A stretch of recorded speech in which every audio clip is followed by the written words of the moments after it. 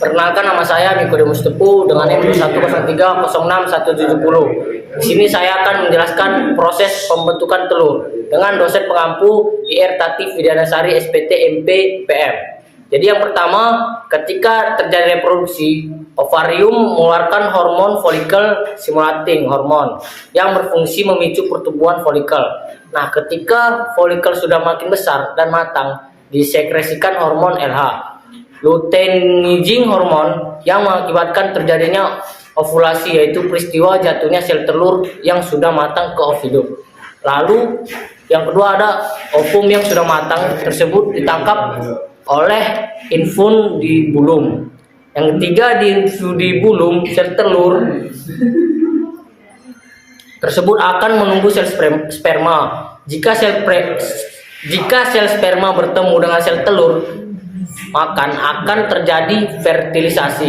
Jika sel telur tidak bertemu, maka tidak akan terjadi fertilisasi. Selanjutnya yang keempat, selanjutnya ke magnum. Di magnum akan terjadi sekresi albumen selama 3,5 jam, lalu bergerak ke diistimus yang bertugas mensekresikan membran atau selaput telur. Telur berada sekitar 1,5 jam. Selanjutnya telur bergerak ke uterus, merupakan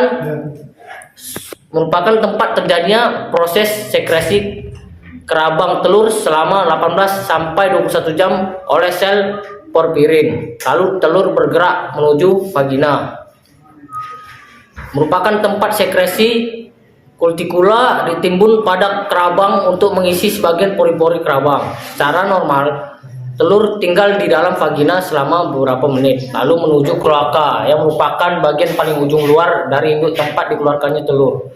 Total waktu untuk pembentukan sebutir telur adalah 25-26 jam. Organ genitalia entok betina terdiri dari beberapa bagian yang memiliki fungsi yang berbeda-beda. Antara lain, yang pertama adalah ovarium, yaitu organ yang berfungsi sebagai tempat produksi sel telur atau ovum. Ovarium entok betina biasanya terdiri dari sepasang dan berada di bagian perut. Lalu yang kedua ada ovidum, adalah organ yang berfungsi sebagai tempat pertemuan antara sperma dan sel telur, serta sebagai tempat pembuahan dan pengembangan embrio jika terjadi pembuahan. Entok betina memiliki 2 ovidum yang saling terhubung dengan ovarium. Lalu ada uterus, yaitu organ yang berfungsi sebagai tempat perkembangan embrio hingga siap menetes. Entok betina memiliki 1 uterus yang terhubung dengan ovidum.